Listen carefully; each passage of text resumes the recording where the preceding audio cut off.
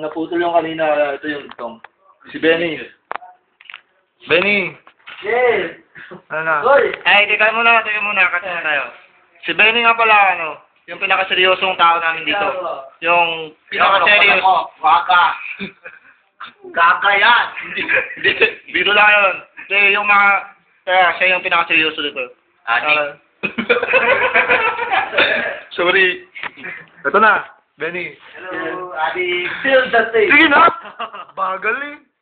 Hindi, bati mo na ang nanay. Hi, nanay! Hi, tata! Nandito na ako sa Kuwait! Artista na yung bata! Nanay, pagulong ko sa'yo! Dapat ko na kagayan di oro! Hi! Kaso pagumangkon! Hi, baby! Yan si Benny. Oh. So. Sabi. Ano masasabi? Ang masasabi ko sa Kuwait, actually, hindi ko talaga in-expect na makapunta sa Kuwait, but wala sa geografiya ko ang Kuwait. Pagdating ko dito, hindi ko na for almost, I think, 3 weeks ko na nag-nosebleed. Grabe ang dugo sa ilong ko.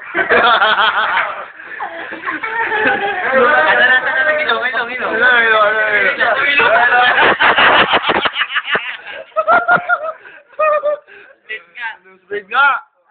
Pero okay lang kasi lapit-lapit namin dito. Siguro mag-nosebleed agad ulit ako. Ilong. Thanks God, tapos ang medical nga walang problema. Naghintay lang kami ng tawag para sa trabaho. Deployment. Ano naman namin dito, yung accommodation namin dito, okay lang naman. Pero not so okay kasi hindi lahat ng nasa contract ay nasusunod. Wala. Kaya lang. Kaya lang. Sabi nila, fully furnished ang namin, Yung accommodation. Yun pala. Pero yun pala hindi naman. Yung CR, sira. Wala kaming television dito. Sabi ng agency, merong computer at wala naman.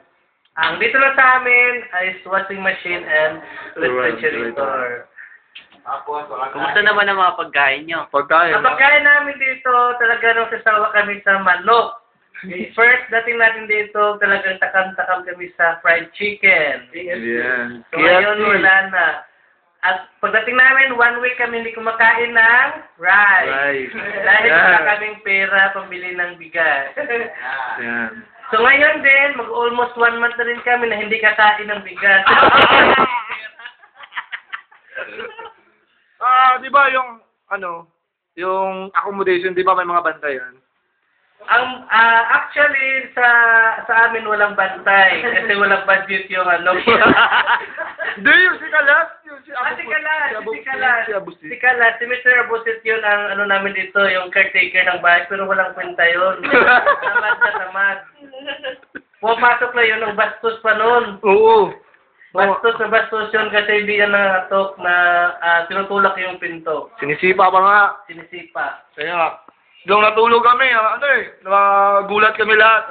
Parang raid lang FBI. Kaya, parang bastos yung si Kalas talaga. Sumbong natin yun. Pero, balik kay Benny. So, sa KFC, Actually, sa KFC ako, sa KFC. Bakit sa Philippines? Hindi na Philippines? Sa Philippines? But in Philippines, I'm an army, but in Kuwait, I'm a...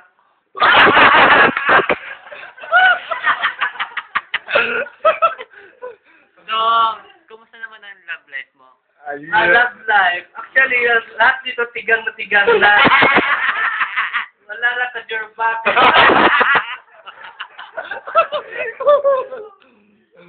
So, iba dito, siyempre, meron naman silang, hindi naman sila disabled, meron silang kamay. Hindi pala ng show. Correct. Yung kasamahan nyo, yung isa. Yung tinatawag yung sir. Si Sir yung ba yan? Si Sir Yung, actually, si Sir Yung nauna kong na-meet doon sa may airport kasi yung alas 12 pa lang doon na sa airport. So, sabi dito alas 11 ng gabi. Tapos, Kasama kami sa isang kwarto doon. At siya na-evict dahil siguro hindi niya makayanan yung ang init siguro ng kwarto at saka init ng pakisama ng mga housemate namin. Bakit ba? Ano ba si Sir Yung? Bakit ba ano? Umalis? Actually si Sir Yoyong, ano yun? Madamot yun, tapos makasarili, sabi ni Randy. Hindi yun nabibigay. Bakit? Saan ba na kumakain? Kumakain siya sa kwarto. Tapos yung mga kasama niyo, saan ba kayo kumakain? Siyempre, sa kusina. Ibig mo sabihin siya lang yung sa kwarto kumakain. So kami, malapit na kami yung 1 month dito. Kukuha na kami ng salary ngayong 27 ng June. Yeah! It is my first time na ligo sa dagat ng Kuwait. Ano ba? Ano bang feeling doon? Yusi. Yusi mo na, Yusi. Ang ganda ng ang ganda ng... Lighter! Ang ganda ng alang dagat dito, hindi mainit at hindi malamig. Oh, sindan mo naman yan. Ah,